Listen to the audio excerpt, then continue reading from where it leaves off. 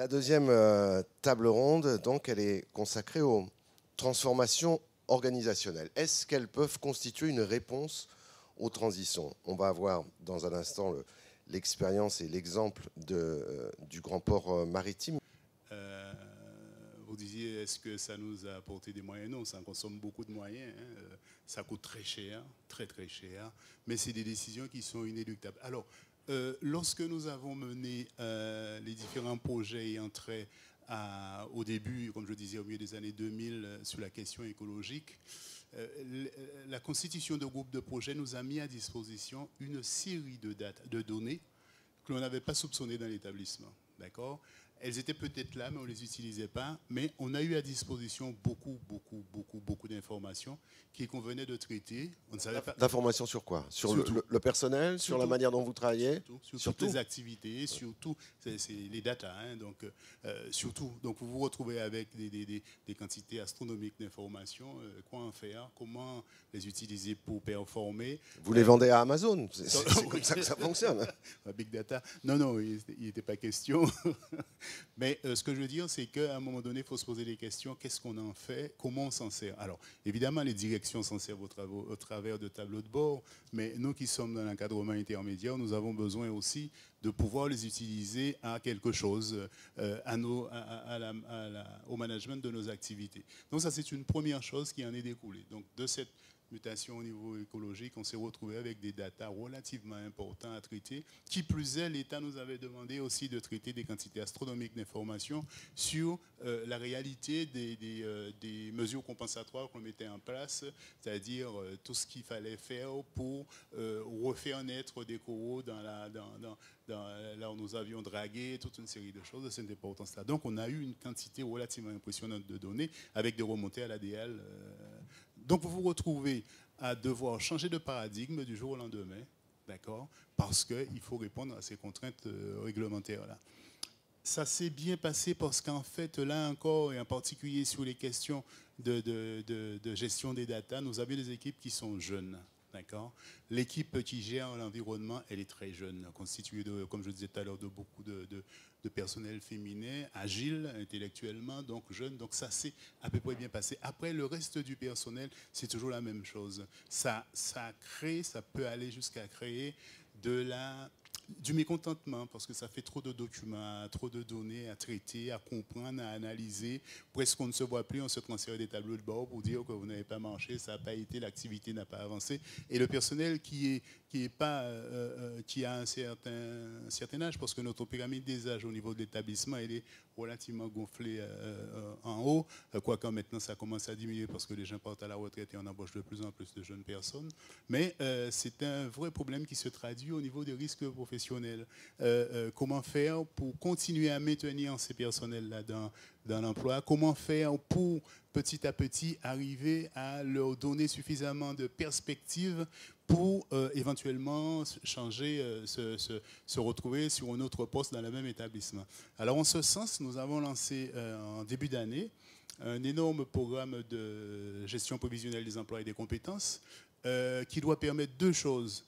Devancer tout ce qui va venir en termes d'intelligence artificielle, en termes de cybersécurité, toute une série de choses là-dessus, et aussi permettre à nos salariés qui sont en place, qui ont peut-être moins d'agilité sur ces questions-là, à connaître dans les 5, 10, 15, 20 ans les postes qui vont se développer parce que l'activité de l'entreprise, elle bouge. Et elle change. Et on a une vision qui nous permet de savoir que dans 10 ans, le poste sera comment il sera et quel type de trafic nous aurons et donc quel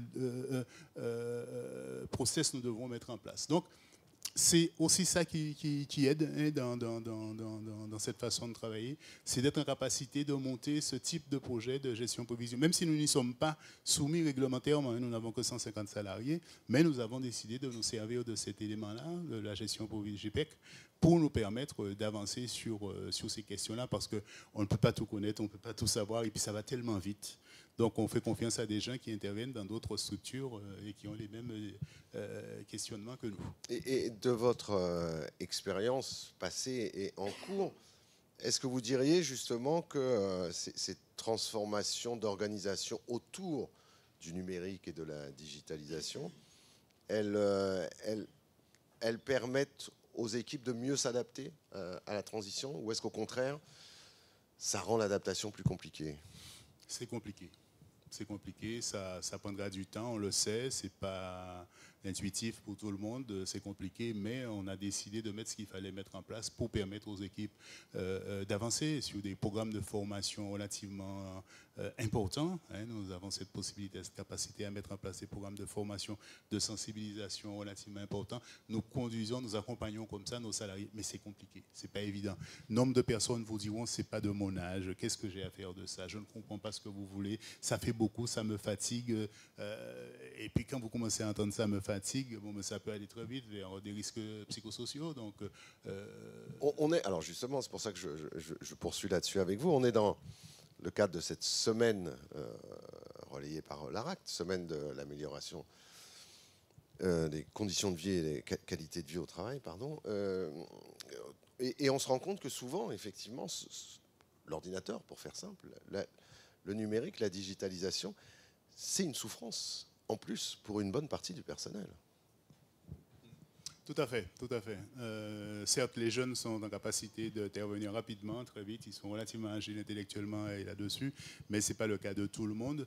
Donc, c'est pour ça que, effectivement, bon, ce matin, à 9 h, j'ai lancé un programme d'e-learning sur la question des risques psychosociaux, que les gens sachent de quoi on parle quand on parle de risques psychosociaux, quels sont les risques psychosociaux qui peuvent se retrouver dans l'entreprise. C'est un biais, c'est ludique. Ce qu'on a essayé de faire, c'est ludique et on espère que les gens, effectivement, iront dans cette direction et comprendront, mais c'est pas facile pour tout le monde, hein, surtout quand derrière vous avez des quiz où on va vous poser un certain nombre de questions qui fait peur à tout le monde parce que je ne sais pas si j'ai assimilé, est-ce que je vais pas dire trop de bêtises, est-ce que le patron va pas le voir pour me sanctionner, etc., etc. Il y a des questionnements qui se posent. Donc il faut rassurer tout le monde en amont, leur dire à quoi ça sert et à quoi ça ne nous servira pas, on n'en a pas besoin de ça, quoi. Donc, voilà. Et puis il y a toute la dimension aussi, avec en rajoutant la robotique, il y a toute la dimension de la menace que ça peut faire peser sur les postes, sur les emplois.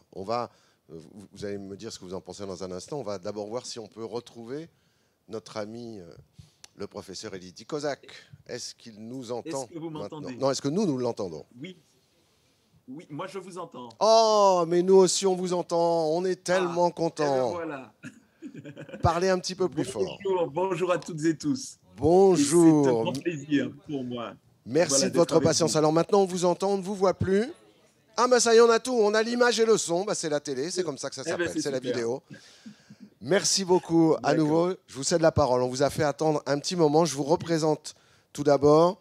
Vous êtes donc Christophe Elidi Kozak, professeur en sciences de gestion à l'Université des Antilles. Sur cette question de l'apport du numérique à la transition et à l'adaptation des entreprises, qu'est-ce que vous pouvez nous dire?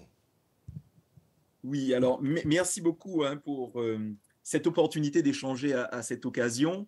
Le sujet effectivement d'importance, sujet de l'adaptation des individus et adaptation des organisations. On peut voir les choses à différents niveaux d'analyse. Il est vrai que dans la continuité des éléments apportés aussi par M. Absalon, l'adaptation va nécessiter qu'il y ait tout d'abord une prise de conscience du besoin d'adaptation par les personnes. Un deuxième élément, et vous venez tout juste de l'indiquer, va être l'évaluation des conséquences de l'événement sur les personnes en termes de menaces ou en termes d'opportunités. Effectivement, en termes de menaces, parce que les conditions de travail peuvent être amenées à évoluer, ce sont les postes parfois qui sont menacés, ce sont parfois des personnes qui ont simplement peur du changement. Et puis, opportunité, d'autres personnes verront une opportunité de travailler mieux, plus rapidement, dans de meilleures conditions, avec des outils plus modernes. Et puis, alors, un autre élément va être, après cette adaptation, cette évaluation des niveaux de menaces ou d'opportunités induits par les technologies numériques, ça va être le niveau de contrôle que l'individu peut sentir avoir sur la situation. Niveau de contrôle sur la technologie, mais pas seulement sur la technologie, également sur mon travail et sur moi-même. Mon travail, est-ce que j'ai suffisamment d'autonomie, de maîtrise de mon travail pour justement faire face aux changements nécessaires?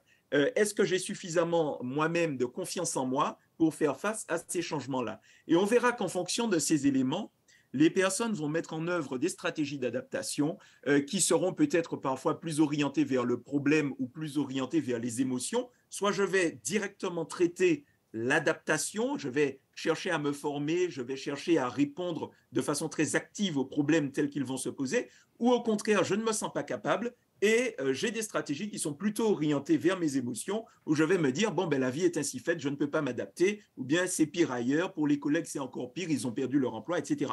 Donc, on a des apports à la fois des sciences de gestion en lien avec la psychologie sociale qui nous permettront de comprendre comment l'individu va faire face à des situations d'adaptation qui sont aussi des situations qui peuvent être envisagées sous l'angle du stress. Alors, ici, on est au niveau de l'individu. Au niveau de l'organisation, on aura d'autres éléments alors, qui pourront ressembler à ces éléments-là, enfin, à l'adaptation au niveau de l'individu. On évalue les menaces, les opportunités, le niveau de contrôle sur la situation, notamment, pour voir comment les stratégies d'adaptation se déroulent, se développent. Au niveau de l'organisation, on va aussi prendre en considération un certain nombre de caractéristiques de l'organisation pour comprendre l'évolution des pratiques, l'adaptation des pratiques. On est dans l'action contrainte, on a beaucoup évoqué tout cela. Hein, les organisations doivent changer, doivent faire évoluer leur processus, mais tout en étant contraintes par des réglementations. Donc, qu'est-ce qu'on fait quand on n'a pas le choix de faire autrement? On doit s'adapter.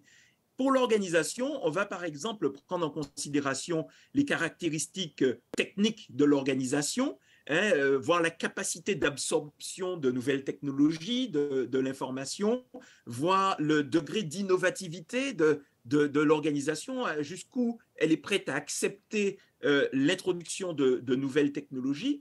On va s'intéresser à des aspects culturels. Est-ce que les technologies numériques que nous envisageons d'implanter aujourd'hui vont être en phase avec la culture de l'organisation? Est-ce qu'il y a ce bon ajustement? Est-ce qu'on est en mesure de voir une cohérence entre la culture de l'organisation et les technologies qu'on envisage de mettre en place? Ou est-ce qu'au contraire, on voit un conflit? Hein, si on est dans des organisations qui ont une culture très individualiste, avec la mise en place de technologies collaboratives, par exemple, va pouvoir créer du conflit, entre guillemets. Et puis, il y a les dimensions politiques également. Dans les dimensions politiques, on va voir qu'il peut y avoir des jeux de pouvoir, des coalitions, et à un niveau soit à l'intérieur de l'organisation ou bien encore à l'extérieur de l'organisation. On a évoqué un petit peu des éléments qui touchent au lobby, qui touchent notamment à l'extérieur des organisations.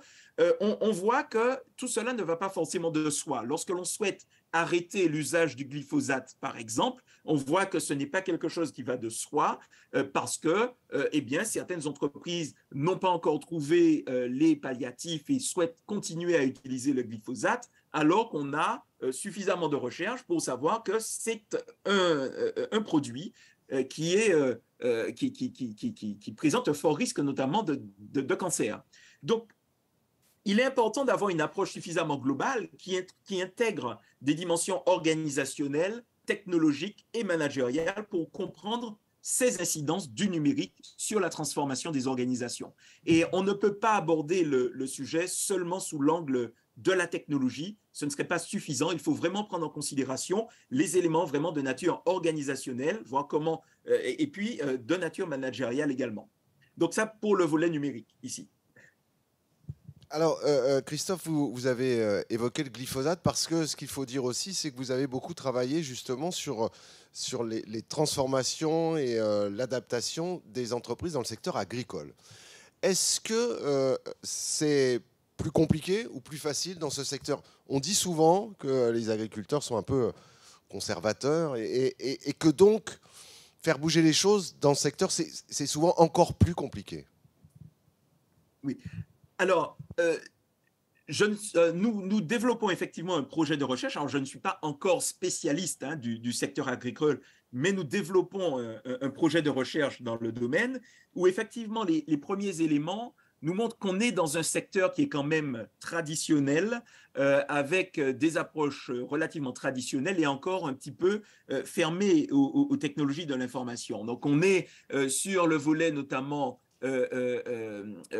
sur le volet culture de l'innovation, dans certains cas, on va retrouver parfois certaines réticences à l'introduction du numérique qui ne sera pas encore totalement développé. Alors, le numérique qui aujourd'hui, dans les exploitations agricoles, selon certaines études, et notamment menées par le CIRAD, le numérique qui va être surtout utilisé sous l'angle d'outils de bureautique, par exemple. On n'en est pas encore à l'utilisation, ou tout au moins pas de façon massive, de drones, de l'utilisation de l'intelligence artificielle pour une meilleure gestion des exploitations, pour une réduction de l'utilisation de produits phytosanitaires, pour réduire la pénibilité au travail grâce à cette surveillance, à cette supervision qui peut être offerte par des drones. Mais on va retrouver ces développements dans d'autres pays. Ce sont des innovations qui vont arriver dans nos îles et auxquelles nous devons porter une attention toute particulière. L'arrivée aussi de nouvelles générations de salariés qui sont beaucoup plus sensibilisés, je dirais, à la chose numérique, à l'intelligence artificielle, à ces éléments, eh bien, ça va faire qu'il y aura très certainement une plus grande acceptabilité de ces produits. Mais tout cela nécessite de la formation.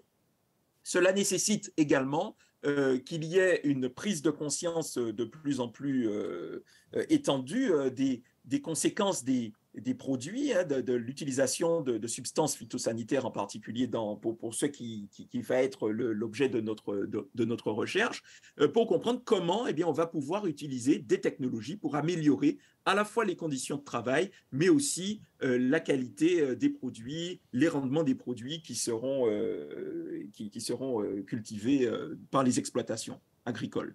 Donc, le projet sur lequel nous travaillons vise à mieux comprendre justement ces transformations des entreprises agricoles sous cette action contrainte, enfin, considérant leur action comme une action contrainte, puisqu'on va répondre à ces évolutions de normes environnementales, de réglementation qui imposent, qui obligent à réduire l'utilisation de produits phytosanitaires. Pour des raisons qui sont effectivement évidentes, de santé au travail, c'est le premier élément, de santé également des consommateurs. Nous avons dans nos îles les problématiques qui sont liées à la chlordécone. On a la problématique qui est liée aussi au glyphosate. On se dit que finalement, on n'est pas si loin puisqu'on a un certain nombre d'études qui montrent les effets délétères de ce produit, mais qui continuent à être commercialisés avec un plan de retrait. Donc, il est important de comprendre comment les organisations peuvent faire pour s'adapter, pour transformer leurs pratiques de travail, pour intégrer effectivement ces nouvelles réglementations. Notre approche emprunte à la sociologie des organisations, aux sciences de gestion, parfois peut-être en fonction des besoins, aux mathématiques également, dans la perspective de développer des modélisations permettant de mieux comprendre, je dirais, les trajectoires des organisations que nous pourrons anticiper.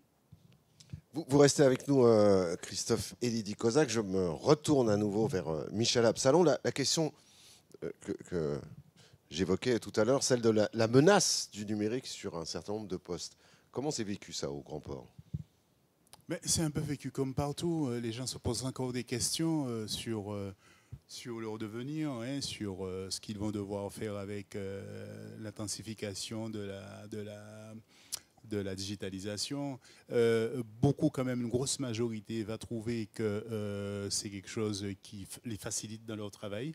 Aujourd'hui, globalement, même si c'est contraint, mais l'État nous contraint globalement à recevoir une facture de l'extérieur, à la traiter dans toute la chaîne, y compris à la comptabilité, et puis et vers le paiement, quoi. Il n'y a plus d'intervention nécessairement, il n'y aura plus d'intervention nécessairement de ces, entre guillemets, petites mains qui contrôlaient, qui vérifiaient, qui validaient, qui mettaient le coup de tampon. Donc ces gens-là se posent des questions. Et c'est bien normal.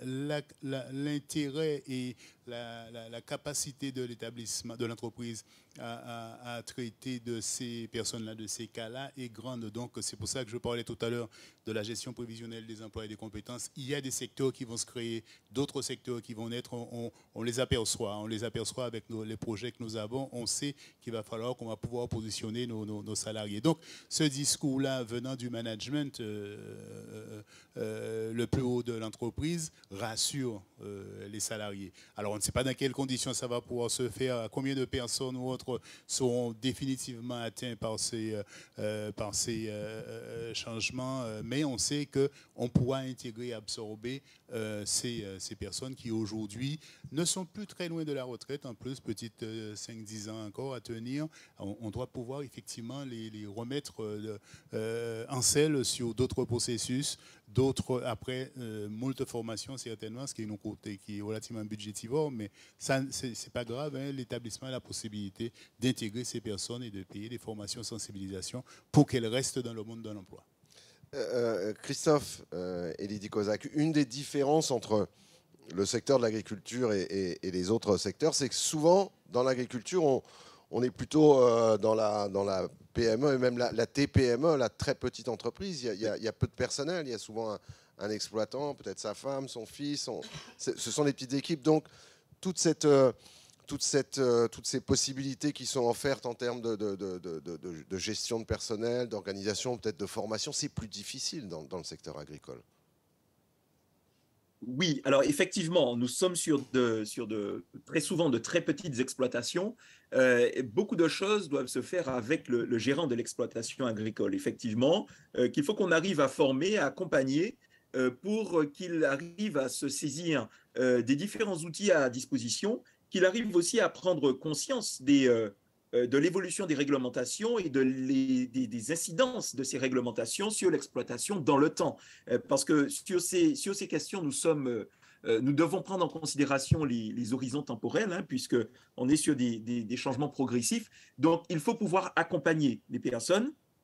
Et cet accompagnement passe par de la formation, de la sensibilisation, effectivement, sur les différents éléments. Alors, on est sur des questions, quand on va parler de conditions de vie au travail, effectivement, on n'a pas que les salariés, on a les gérants, effectivement, leurs familles, voilà, que nous devons prendre en considération, tout à fait.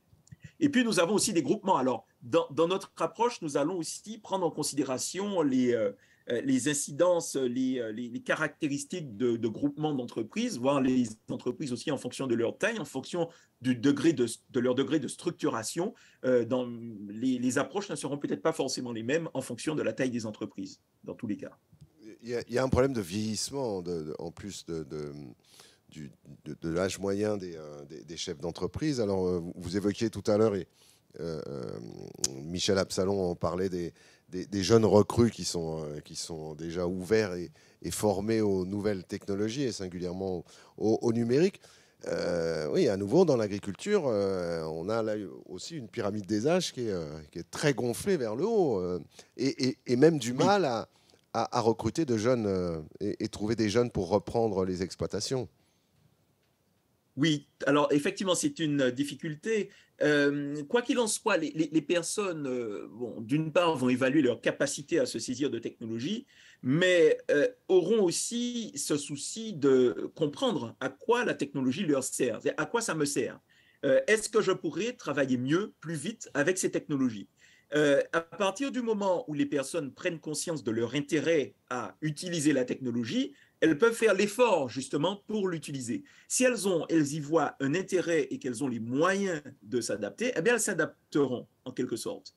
Donc la question aussi passe par, je dirais, la formation et puis par l'ouverture de perspectives auprès de ces exploitants pour qu'ils soient en mesure à la fois de prendre conscience des apports, le cas échéant, de ces technologies pour leur travail et puis leur donner les moyens de faire face. Et lorsqu'ils voient vraiment, ils ont vraiment conscience des apports, ils sont beaucoup plus disposés à faire les efforts pour intégrer de nouvelles compétences et pour faire face.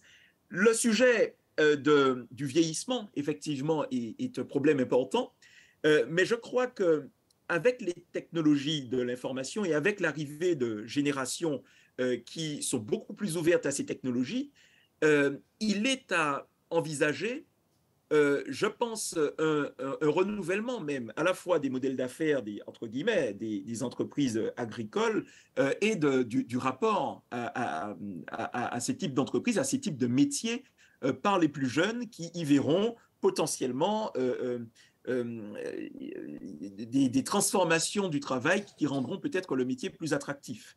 Donc, lorsque l'on parle de l'intelligence artificielle ou de drones, etc., alors on est quand même sur des métiers avec une forte intensité en main-d'œuvre, mais cela n'empêche pas qu'on puisse voir un regain d'intérêt pour ces métiers avec des outils qui rendent, je dirais, l'approche de l'agriculture peut-être un petit peu différente. Donc, ce sera à voir, mais ce sont des études aussi à faire, des enquêtes aussi à réaliser pour comprendre ce qui permettrait de renforcer l'attractivité de ces métiers qui sont néanmoins essentiels pour nos territoires à l'heure où on se questionne sur de l'autosuffisance alimentaire, les circuits courts, tous ces éléments. La question se pose quand même de la dynamisation de ce secteur pour nos économies. Eh bien là aussi, je crois que ça fera une belle conclusion pour cette table ronde. Merci beaucoup Christophe Eddy Di-Kozac. Merci. Merci beaucoup. Et cette fois-ci, je vous remercie grandement également. Michel Absalon. Merci à tous les deux.